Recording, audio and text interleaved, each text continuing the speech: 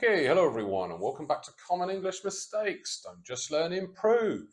Today we're going to look at mistakes students make with non-defining relative pronouns and clauses. This is something which every grammar textbook and other channels will talk about with an established set of grammatical rules. We'll look at what those rules are as well, but then also how students generally use these when they need to produce their own language. And this tends to be slightly different from what you learn in a book, in writing, but especially speaking.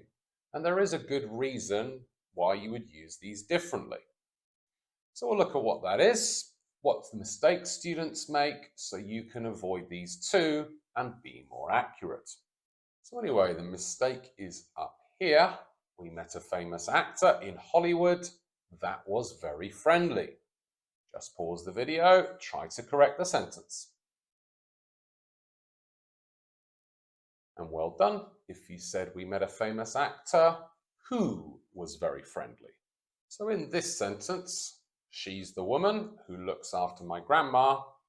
Who is the relative pronoun, and who looks after my grandma, that part of the sentence is the relative clause. We use who for people, which for things, the toaster which I bought is terrible, and which for animals. That's the breed of dog which bit me. I'm not lying, I got bitten by a Yorkshire Terrier. Very scary. So in these three sentences, the relative clause tells us or defines who or what we are talking about. Therefore, it's essential information and what we call a defining relative clause. If you're unsure, just think, if I remove the relative clause, does the sentence make sense? Do we know who or what we are talking about? And with defining relative clauses for people, things, or animals, we can also use that. It's probably a little bit more natural to do so as well, because it's just an easier word to say. However, in these three sentences, if you remove the relative clause, the sentences still make sense. That woman looks after my grandma. Our toaster broke yesterday. That breed of dog can be quite dangerous.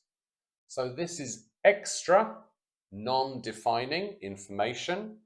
It doesn't define what we are talking about and what we call non-defining relative pronouns and clauses. And the rules, which any grammar textbook will tell you, are if you're writing, you need commas either side of the relative clause, and most importantly, you mustn't use that. Always who for people, which for things or animals. So those are three typical examples that you might find in an exercise or grammar textbook. But do people really speak like that in the real world? Probably not. Instead of saying, that woman, who is really nice, looks after my grandma, you would probably say, that woman looks after my grandma. She's really nice. Or, our toaster broke yesterday. We only bought it last month. Or, that breed of dog can be quite dangerous and it has become more popular recently. In writing, it is more likely that you would use them as you learn from a book. Recently, I marked a review where a girl wrote this. Again, she missed out the commas, both sides of the relative clause, and she needed to use which. It's something to check for when you review your writing.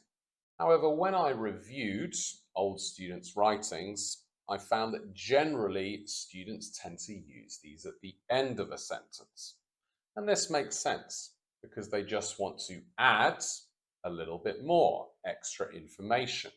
Again, in these three sentences, if you removed the relative clause, the sentence still makes sense.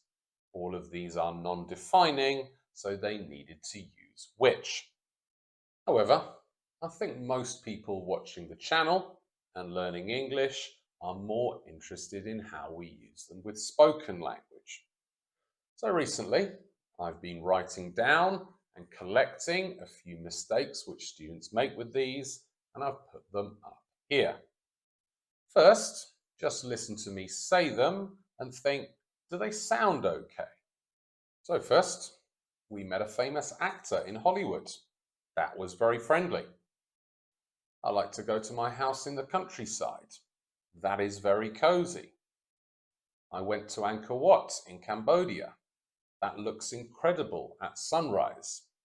And we were late to the airport, but thankfully our flight was delayed. That was very lucky.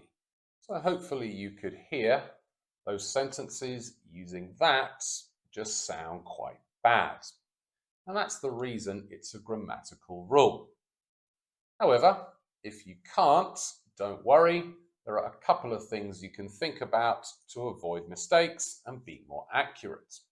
Firstly, those are all fairly long sentences. And it makes sense that the longer you talk about something, the more likely what you're going to say at the end is extra information, and you're going to have to use who or which. Secondly, if you look at those four relative clauses there, they're all giving opinion. Most of the time when you give opinion, it's going to be extra information, therefore non-defining. So be careful. If you're talking about something, saying blah, blah, blah, blah, blah, and you want to give a little opinion at the end, that you say who or which. Especially if talking about situations or things which happen to you. Make sure you say which was nice, annoying, incredible, or lucky. So anyway, explanation over. It is important to know the rules for non-defining relative clauses, but I also think it is useful to know how they work in the real world. It's not an easy thing to explain. Hopefully you've understood what I'm trying to say. There's no practice and improve today because it's more of a spoken thing which we're focusing on. However, I would like you to do something I often ask my students to do. Tell me about something like a place near where you live, or something which happened to you. Give me a nice long sentence and then just end on which is, was, nice, lucky, beautiful, or annoying. If you do that, it'll give you a good understanding of when to use these and what we're talking about. Other than that, I hope it was useful for you, and I'll see you for another video in the next couple of days. Till next time, see ya.